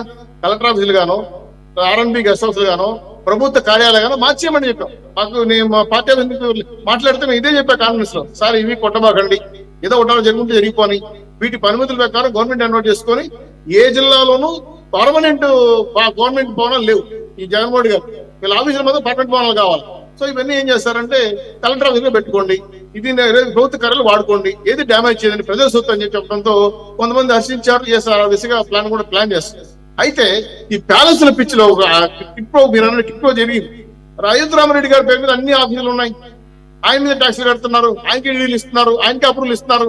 అయోధ్యరామరెడ్డికి ఆయన వాళ్ళ పార్టీ ఎంపీ ఉండొచ్చు, కానీ ఇన్ని వేల కోట్ల రూపాయలు ఆస్తులు ఆయన మీద పెట్టేది నాకు అర్థం కాలేదు. ఏ కాంట్రాక్ట్ ఇచ్చి 900 కోట్ల రూపాయలు దగ్గర ఖర్చు పెడుతున్నారు. ఇది కాకుండా మీరు గమనించాల్సిన విషయం ఏంటంటే కొన్ని చోట్ల ప్రభుత్వ భూములే కాకుండా వివాదాస్పద భూములు, ప్రైవేటు భూములు, కాలువ భూములు, దేవాలయ భూములు, ఇలా పాఠశాల భూములు, అనేక రకాలు ఇందులేదు అందులేదు నిధులు వచ్చినా సరే మాకు వేల కోట్ల రూపాయల ఆస్తులే మనం తీసుకొని కట్టేసుకోండి. ఇక్కడ ఇంకో బాధ కలిగించే విషయం ఏంటంటే సార్ పార్టీ ఆఫీస్ అంటే నగర ఒడ్డున ఉండాలన్నా, వేల కోట్ల రూపాయలు ఇల్లు ఉండాలన్నా అంటే మీ ఉద్దేశం ఏంది? ఇక్కడ కూడా కిట్ వ్యవహారమే, ఆస్తులు సంపాదించుకోవడమే. సో ఇవన్నీ చూస్తే నాకు తెలిసి దీంట్లో కూడా పెద్ద స్కామ్ ఉంది. ఈ స్కామ్ లో ఏముంది, ఏమి దాగున్నా కూడా బయట రావాల్సి వస్తుంది. దీని మీద కూడా ఎంక్వైరీ చేస్తాము. భవనాలు కూల్చవద్దని చెప్పి నేను రిక్వెస్ట్ చేశాను, దానికి ఆలోచనలు పడ్డారు కాబట్టి మేము ఆ భవనాలు చట్ట ప్రకారంగా నోటీసులు ప్రభుత్వ కార్యాలయం వాడుకోవడానికి ప్రయత్నం చేస్తాం. ఇక్కడే అనుమానం అక్కర్లేదు. కాకపోతే జగన్మోహన్ రెడ్డి గారికి ఈ ప్యాలెస్లు పిచ్చేందో, పేదవాడికి ధనికులకు యుద్ధం జరిగిందంట. ఇదేనా? పేదవాడికి ఇల్లు ఇవ్వలా, ఇల్లు కట్టిలా, వాడికి సర్టిఫికేట్ కూడా ఇవ్వలా, మీరు మాత్రం బంగ్లాలు విల్లాస్ కట్టుకున్నారు. ఋషికొండలు చూస్తే మీరు అన్నట్టు 600 కోట్ల పైసలు ఖర్చు పెట్టారు. మీరు 600 కోట్లు చూస్తున్నారు. ఋషికొండ కింద ఎర్రమట్ట దిబ్బలు 2,000 కోట్ల రూపాయలు మట్టి తరలించారు. దానికి పెద్ద కాంట్రాక్ట్ మా తిరుపతిలో మాజీ చివరిటే.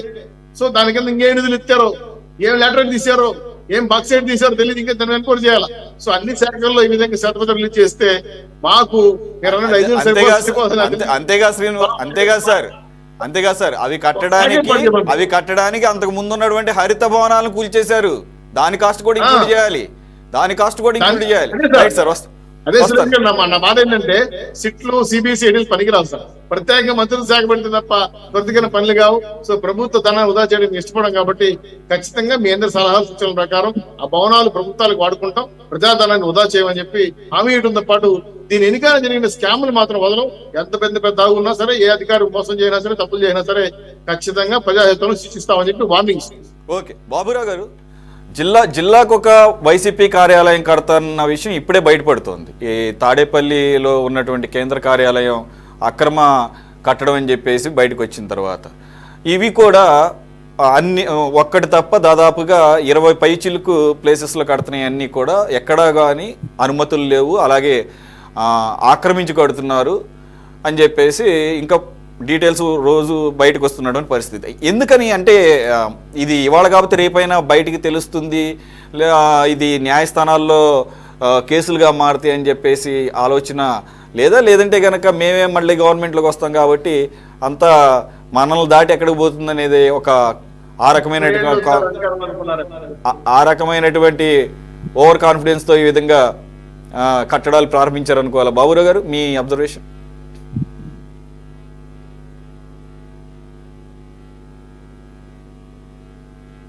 ఇప్పుడు పార్టీల కార్యాలయాలకు సంబంధించింది కూడా ఒక విధి విధానాల్ని అందరూ పాటించాలి. ఖచ్చితంగా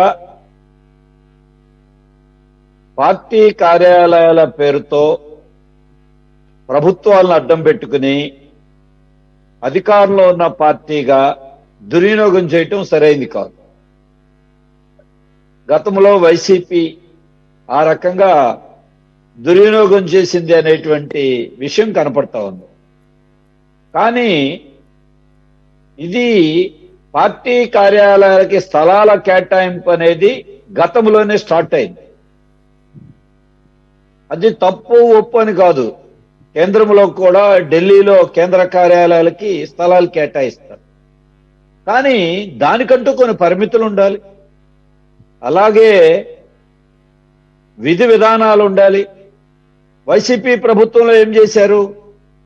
100 మంది శాసనసభ్యులు పైన ఉన్న వాళ్ళకి మాత్రమే స్థలాలు కేటాయింపు. అంటే ఆ పార్టీకి ఒకటే ఆ జీవోని అలా వాళ్ళు వినియోగించుకున్నారు. అంటే ఇటువంటి రకరకాల పద్ధతుల్లో ఒక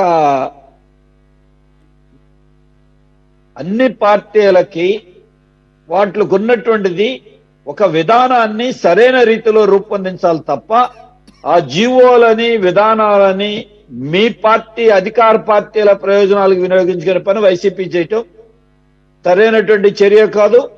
ఇది మొదటిది. రెండవది, గతంలో ప్రజావేదిక కూల్చేశారు. అలాగే అది ఆ రోజున అందరూ ఖండించారు. ఈరోజు టీడీపీ పార్టీ కూడా చట్ట ప్రకారం చర్యలు తీసుకోవాలి కూడా. కానీ రాజకీయంగా కక్ష సాధిస్తున్నారని ఒక అభిప్రాయం కలగకుండా జాగ్రత్తలు తీసుకోవాలి. అది కోర్టు ప్రకారం చేస్తారా, లేదు నిబంధనల ప్రకారం చేస్తారా, ఎలా అనేది ఆ జాగ్రత్త కూడా తీసుకోవాలి. కాబట్టి అటువంటిది తప్పనిసరిగా అవసరం.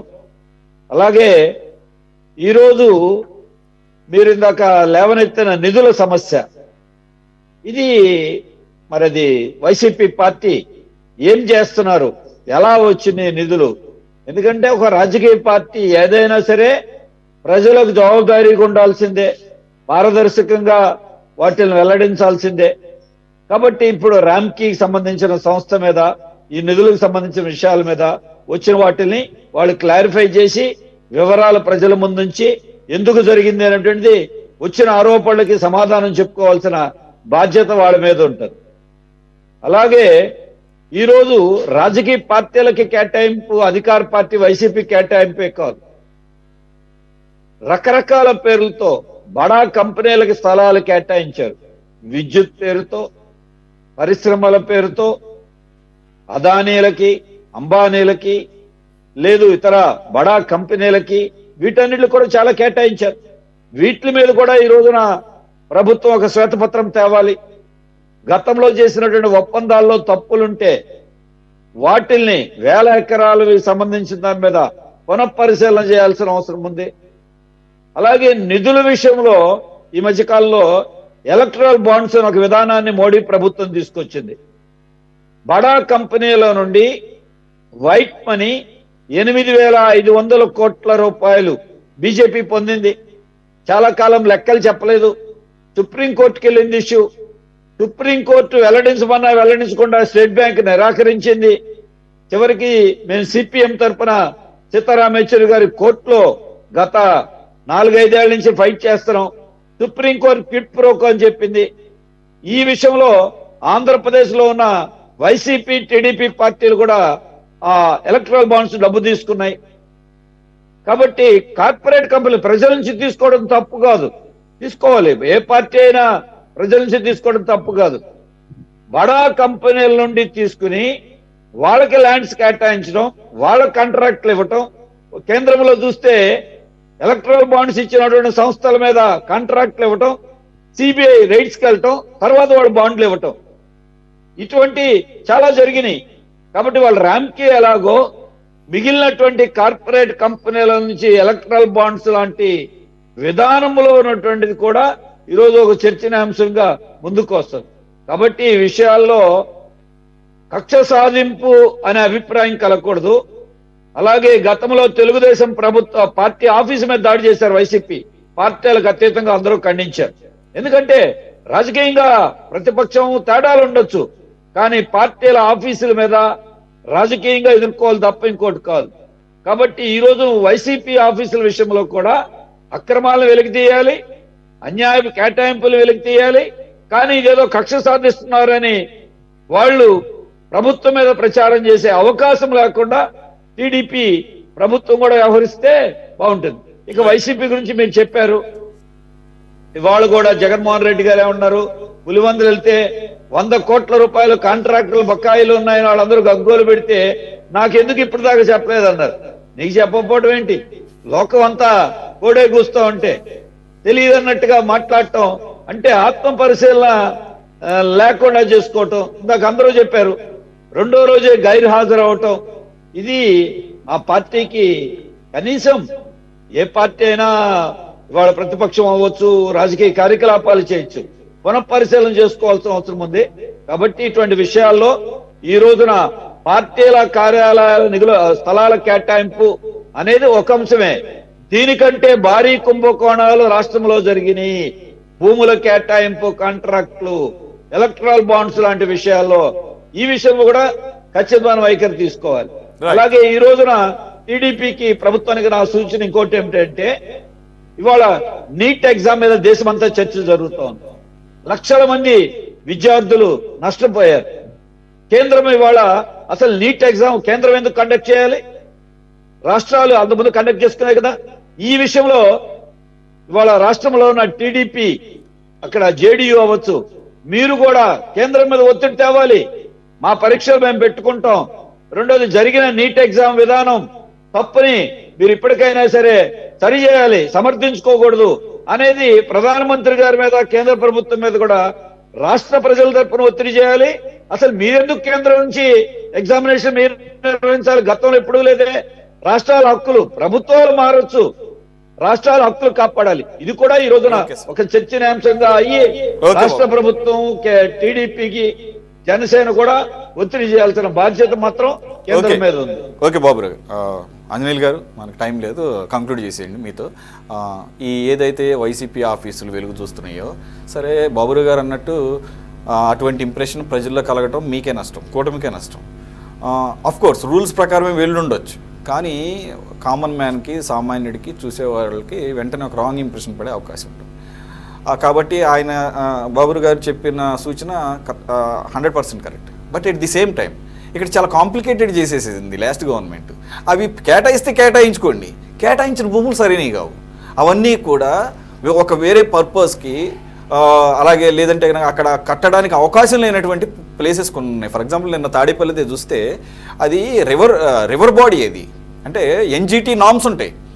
ఈవెన్ దానికి సంబంధించిన సి నారాయణ రెడ్డి గారు ఎవరో ఇరిగేషన్ డిపార్ట్మెంట్ దానికి ఆయన అనుమతి నిరాకరిస్తూ ఒక లెటర్ పంపించారు ఎవరికి, వైసీపీ ప్రభుత్వానికి. దీనికి సంబంధించి ఈ భూమిని మీకన్నా ముందు ఒక సచివాలయ నిర్మాణం కోసం అడిగితే సెంట్రల్ గవర్నమెంట్, సుప్రీంకోర్టు దీని మీద వర్డిక్ట్ ఉంది, తీర్పు ఉంది. ఏంటయ్యా అంటే ఇది ఎన్జిటి నామ్స్కి ఎట్టి పరిస్థితుల్లోనూ బ్రేక్ చేసే విధంగా ఈవెన్ పార్టీలకు కూడా, ఆఫీసులకు కానీ ఎవరికి కూడా కేటాయింపు ఇవ్వడానికి అవకాశం లేదండి. సో ఆ సుప్రీంకోర్టు నామ్స్ ప్రకారం మీరు సచివాలయానికి అడిగినా కూడా మేము ఇవ్వలేదు. అలాగే మీరు ఇప్పుడు పార్టీ ఆఫీస్కి కూడా ఇచ్చే అవకాశం లేదు. ఇది ఎన్జిటి నామ్స్కి బ్రేక్ చేసినట్టు అవుతుందని చెప్పేసి క్లియర్గా చెప్పారు. అయినా కూడా గవర్నమెంట్ మందనుకున్నారో మరి ఏమనుకున్నారో వేరే రూట్లో వెళ్ళిపోయి పర్మిషన్ లేకుండా కన్స్ట్రక్షన్ స్టార్ట్ చేశారు. నేనేమంటున్నానంటే ఇటువంటి పరిస్థితి మిగిలిన జిల్లాల్లో కూడా ఖచ్చితంగా మీకు ఎదురయ్యే అవకాశం ఉంటుంది. మరి రైట్, ఒక పక్కన కూల్చకూడదు, మరి ఏ స్టేజ్లో ఉన్నాయో తెలియదు, కానీ అక్రమ కట్టడాలు, మరి దీని మీద మీ స్టాండ్ ఎలా ఉండబోతుంది? క్విక్గా, టైం ఎక్కువ లేదు, సారీ. మనకి నూతన జిల్లాలు ఏర్పడటం వలన అక్కడ కార్యాలయాలు వచ్చినాయో లేదో తెలియదు, కానీ వైసీపీ పార్టీ మాత్రం కార్యాలయాలు ఏర్పరచుకుంటాం నిజంగా ఇవాళ ప్రజల్లో ఒక రకమైనటువంటి చర్చ ఏర్పడింది. రెండో విషయం ఏంటంటే, ఇందాక బాబురారు చెప్పినట్టు ఒక పాలసీ అనేటువంటి ఉంది వాళ్ళ రాజకీయ పార్టీలకు అనేటువంటి వాటికి స్థలాలు కేటాయింపండి. ఈ రోజున ఏ ప్రభుత్వం అయినా సరే, రేపు వచ్చే ప్రభుత్వాలకి కనువిప్పు ఏంటంటే, మనం చేసేటువంటి అర్ధరాత్రి జీవోలు కానీ ఏ జీవోలు అయినా సరే ప్రజల యొక్క జీవితాల్లో వెలుగులు తీసుకురావడానికి ఉండాలి తప్పితే పార్టీలకి లేకపోతే కొన్ని వర్గాలకి న్యాయం జరిగే విధంగా మాత్రం జీవోలు ఉండకూడదు. ఇంకొక విషయం ఏంటంటే, గత ప్రభుత్వం జీవో తెచ్చింది అనేమాట అన్నారు. ఆ జీవోని మీరు ప్రజల అవసరాల కోసం, ప్రజా ఉపయోగకరంగా ఉండేటువంటి భవనాలు కట్టడం కోసం నిజంగా ఈ ప్రభుత్వం 151 సీట్లు వచ్చినటువంటి ప్రభుత్వం కనుక ఏ 2 భవనాల కన్నా ప్రయత్నిస్తే శబాష్ అని చెప్పి ఒప్పుకునే పరిస్థితి. కానీ వీళ్ళు రాజభవనాలను తలపించే విధంగా కదా మీకు కనపడకుండా జీవోలు మేము హైడ్ చేసాము. అందుకనే మనం కొన్ని కంప్యూటర్స్ లో మనం హైడ్ అని పెట్టుకుంటాం ఆప్షన్ ఫోల్డర్స్, అలాగే హైడ్ చేసి పెట్టుకున్నాం. పబ్లిక్ డొమైన్ లో ఉంచలేదు కదా. మీరు ఇలాంటివన్నీ రూల్స్ తీసుకొస్తారనే అవకాశం ఏమీ లేదు. ఓకే సార్, అందుకనే మీరు ప్రతి జిల్లాకి రాజభవనాలు తలపించే విధంగా భవనాలు నిర్మించారు. అయితే కక్ష సాధింపు చర్యలు అనేటువంటివి కాదండి. ఎందుకంటే రేపు నుంచి తొవ్విన కొద్దికి రోజు వస్తాయి. అవన్నీ కక్ష సాధింపు చర్య అనుకుంటారని చెప్పి కనుక మరుగున పెట్టేస్తే దీంట్లో మనం ఇంకొక కోణం కూడా ఆలోచించాలండి. ప్రభుత్వాలు మారచ్చు, కానీ అధికారులు ఏం చేస్తున్నారండి? అధికారులు ఎవరన్నా చిన్నపాటోడు ఏదన్నా గోడ ఏదన్నా రోడ్డు మీద కడితేనో, లేకపోతే చిన్న బాత్రూమ్ కడితేనో, లేకపోతే ఒక అడుగు ముందుకు వస్తేనే సిఆర్డీఏ వాళ్ళు కానీ, మున్సిపాలిటీ కానీ, ముడా వాళ్ళు కానీ వచ్చి పడిపోయేటువంటి ఈ పరిస్థితుల్లో ప్రభుత్వాలు ఉన్నప్పుడు వాళ్ళకి తగినట్టుగా వాళ్ళు చేసుకుంటాం అనేది నిజంగా అధికారులపై పూర్తిగా వాళ్ళకే ఉంది బాధ్యత. వాళ్ళ మీద కూడా ఒత్తిడి తీసుకురాకపోతే భవిష్యత్తులో కూడా మళ్ళీ ఇలాంటి పునరావృతం అవుతాయి. వాళ్ళని కూడా చేయాలి. అలాగే ఈ ప్రభుత్వాలు ఏదైతే ప్రభుత్వంలో ఉన్నటువంటి వ్యక్తులు ఉన్నారో వాళ్ళకి బాధ్యత ఎక్కువ ఉండాలి. అదేవిధంగా ఇప్పుడు పెద్ద పెద్ద పార్టీలకు కూడా చెప్పినట్టుగా ఎవరికాళ్ళు సందాలు వేసుకునే పరిస్థితి ఉంది. పవన్ కళ్యాణ్ గారు అయితే ఏకంగా పిల్లల యొక్క ఫిక్స్డ్ డిపాజిట్లు తెచ్చి పార్టీ ఆఫీస్ కట్టుకోవడానికి అది ఇప్పుడు కూడా తయారవ్వలేనటువంటి పరిస్థితి ఉంది. అంటే ఎవరి పరిస్థితులు అలాగే. కానీ ప్రభుత్వం ఏర్పడిన తర్వాత మన అవసరాలకి, మన పార్టీ అవసరాల కోసం భవనాలు వీళ్ళు దీని మీద చూపించినటువంటి శ్రద్ధలో 10% అయినా పోలవరం మీద కానీ, లేకపోతే కనీసం అమరావతి మీద కానీ చూపిస్తే ఏదో విధంగా దొంగచాటు జీవోలో డబ్బులో తెచ్చన్న కట్టుంటే ప్రజలకన్నా ఉపయోగపడేది అనేటువంటిది మాత్రం మా అంటే అమరావతిలో పోలవరాలు కడితే ఓట్లు పడతాయండి. పథకాలకి ఆ డబ్బులు వాడతాము, ఓట్ల రూపంలో వస్తాయని అనుకున్నారు పాపం. బట్ ఇప్పటికైనా ఆయన గ్రహిస్తారు కాదండి. ఇందాక బాబురారు అన్నారు 100 సీట్లు వచ్చిన వాళ్ళకైనా, అంటే వీళ్ళకి ఎప్పుడు 100 సీట్లు వస్తాయని ఊహించుకుంటారు. అయ్యో తెచ్చినట్టు తీరా 11, 16 వచ్చే పరిస్థితి వచ్చేది. అంటే ప్రజలు కూడా ప్రజలకు 100 అంటారేంటండి బాబు, వాళ్ళు 170 టార్గెట్ పెట్టుకున్నారు. ఇది వెరీ అన్ఫార్చునేట్. అందుగురించి చెప్పేసి అంటున్నారు ఏమైపోయినాయి ఓట్లన్నీ ఏమైపోయాయి.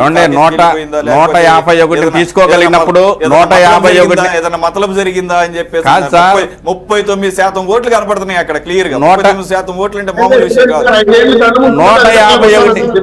151 తీసుకోగలిగినప్పుడు 11 కూడా తీసుకునే కెపాసిటీ ఉండాలండి. 151 తీసుకున్నప్పుడు బ్యాలెట్ కరెక్ట్, అన్ని కరెక్ట్, మిషన్లు కరెక్ట్ అయ్యి 11 వచ్చినప్పుడు అవన్నీ తప్పండి. నిజంగా ఇవన్నీ కూడా ఒక బలమైనటువంటి బాధ్యతాయుతమైనటువంటి ప్రభుత్వాన్ని నడిపినటువంటి వ్యక్తులు రేపు భవిష్యత్తులో పార్టీగా నిలబడాల్సినటువంటి వ్యక్తులుగా మాట్లాడాల్సినటువంటి అంశాలు కాదు ఇవన్నీ కూడా. ఈవీఎంలు ఎలా పనిచేస్తాయి అనేది అందరికన్నా చాలా చక్కగా 2019 ఎలక్షన్స్ తర్వాత స్వయంగా జగన్మోహన్ రెడ్డి గారు చాలా బాగా ఎక్స్ప్లెయిన్ చేశారు. చాలా మంది తెలియని వాళ్ళు కూడా తెలుసుకున్నారు. ఏది ఈ మధ్య గత వారం రోజులుగా వైరల్ అవుతుంది కదా. అప్పుడు ఆయన ఎంత చాలా బాగా చెప్పారంటే వివిప్యాట్లు, అలాగే ఒక అరగంట గంట ముందు మాక్ పోలింగ్ జరుగుతుంది. మాక్ పోలింగ్ అప్పుడు అన్ని పార్టీల ఏజెంట్లు ఉంటారు. వాళ్ళందరూ సంతృప్తి చెందిన తర్వాత సంతకాలు పెట్టిన తర్వాత అసలు పోలింగ్ స్టార్ట్ అవుతుంది. కాబట్టి ఈవీఎం పర్ఫెక్ట్. అసలు ఈవీఎంని అసలు తప్పు పట్టాల్సిన అవసరం లేదని చెప్పేసి ఆయనే స్వయంగా చెప్పారు. ఆయన చెప్పితేనే అసలు ఒక పోలింగ్ కేంద్రంలో పోలింగ్ సరళ ఎలా జరుగుతుంది అనేది కూడా ఆయనకి తెలిసినంతగా ఎవరికి తెలియదు. మరి పాపం ఈసారి 5 సంవత్సరాలు మర్చిపోయినట్టున్నారు, తెలియదు. రైట్, ఎనీవే మన అదృష్టం బాగుండి ఈ రోజున సోషల్ మీడియాలో పాతవి తీసుకొచ్చి ఇప్పుడు మాట్లాడి అప్పుడు మాట్లాడి పక్కన పెట్టి చూస్తుంటే వాళ్లే చూడలేని పరిస్థితిలో ఉంది కదండి. ఇవాళ సోషల్ మీడియా పెరిగింది. నిన్నోటి మాట్లాడి ఇవాళ మాట్లాడితే ప్రజలే ఈ రెండింటిని తీసుకొచ్చి జాయింట్ చేసి ఇదిరా బాబు మీరు మాట్లాడిందనే పరిస్థితి వచ్చినప్పుడు మనం ఎప్పుడు కూడా ప్రజాస్వామ్యానికి, సమాజానికి, ప్రజలకి దగ్గరగా ఉండాలి తప్పితే పార్టీలకి అనుకూలంగా ఉండాలి. అదే అసెంబ్లీలో నేను ఈరోజు చూశాను. పాత జగన్మోహన్ రెడ్డి గారు చంద్రబాబు నాయుడు గారు అన్నారు ప్రతిపక్ష హోదా కూడా దక్కదు అని అంటే ఆయన నవ్వుతున్నారు చంద్రబాబు నాయుడు గారు. మరి ఇప్పుడు ఆయన ముఖ్యమంత్రి హోదాలో జగన్మోహన్ రెడ్డి గారు అంటున్నటువంటి మాటలు అది అసెంబ్లీ సాక్షిగా మీకు ప్రతిపక్ష హోదా కూడా దక్కదు అని చెప్పేసి మరి ఇప్పుడు అది ఆయనకి ప్రజలు నిజం చేశారు దాన్ని. రైట్, ఓకే, సమయం ఎక్కువ లేదు. థ్యాంక్స్ ఫర్ జాయినింగ్ ఆంజనేయులు గారు, అలాగే శ్రీనివాస్ చౌదరి గారు, బాబురావు గారు, పెంటపాటి పుల్లారావు గారు. ఇది వాటి టాప్ డిబేట్. మరో అంశంతో మళ్ళీ కలుద్దాం. Stay tune to city 24/7.